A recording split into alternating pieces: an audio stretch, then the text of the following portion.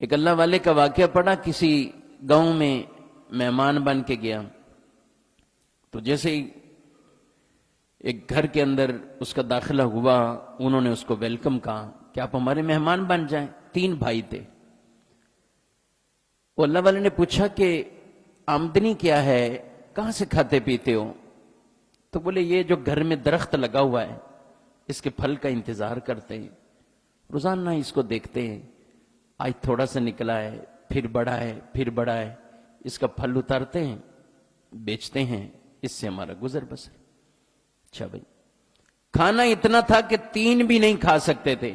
جو گھر میں تھا، اور یہ مہمان بھی آ گئے چوتھے، تو انہوں نے کہا بھائی ہم ایسے ہی سو جاتے ہیں، مہمان کو کھلا دیتے، یہ تو اچھی بات ہے۔ مہمان کو کھانا کھلا دیا۔ رات کو سب سوئے تو وہ اللہ والا اٹھا رات کو، اس نے ان کا درخت جو تھا نا صحن میں، اس کو کاٹ دیا، درخت کاٹ دیا، پھینک دیا کاٹ کے، اور گھر سے نکلا چلا گیا۔ صبح شور ہو گیا کہ اس گھر میں مہمان کی اتنی عزت کی گئی، اس مہمان نے ان کا درخت ہی کاٹ دیا، خود بھوکے سوئے، مہمان کو کھلایا، مہمان درخت کاٹ کے چلا گیا۔ اب کچھ دن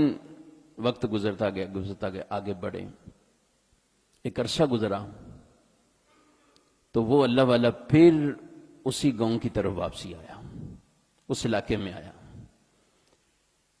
تو اس علاقے کے لوگوں نے دیکھا کہ اب یہی وہ شخص ہے،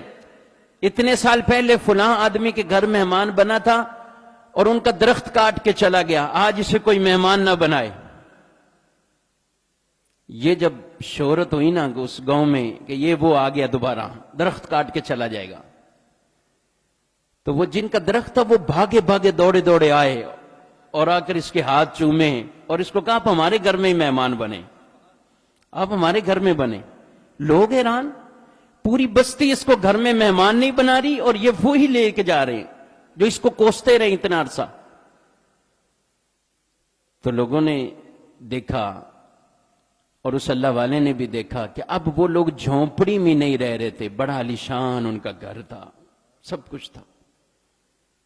اور بڑی آرام کی زندگی گزار رہے تھے۔ تو اس نے پھر یہ راز کھولا،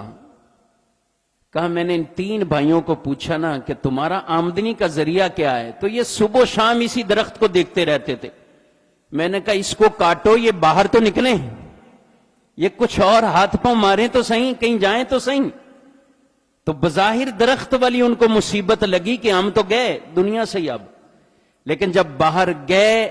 باہر اور نکلے، بھائیو اللہ نے تجارت کے اندر مخلوق کو جتنا رزق اللہ نے دینا ہے، 9 حصے رب نے تجارت کے اندر رکھے ہیں، 9 حصے تجارت میں، 1 حصہ ملازمت میں ہے، 9 حصے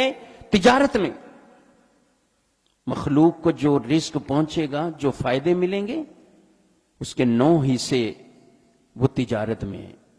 یہ تو روایتوں میں ہم سے وعدے فرمائے گئے۔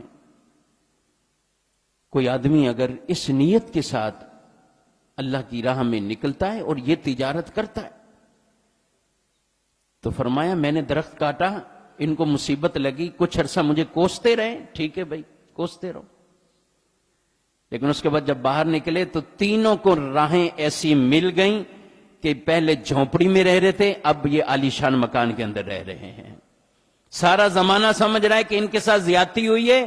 لیکن وہ خود گھر والے کہہ رہے ہیں ہاں زیادتی ہوئی تھی، لیکن وہ زیادتی ہمیں یہ فائدہ پہنچا کے چلا گئی۔ تو کئی چیزیں، کئی انسان کو بیماریاں آتی، وہ ایک بیماری آتی ہے،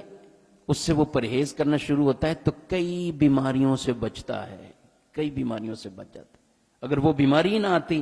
نہ وہ پرہیز کرتا، نہ وہ اس طرف جاتا۔ تو وہ جو مصیبتیں ہم پہ آتی ہیں، ان کے پس پردہ کوئی اور بھی اہم چیزیں ہوتی ہیں، کچھ اور فوائد بھی ہمارے لیے ہوتے ہیں،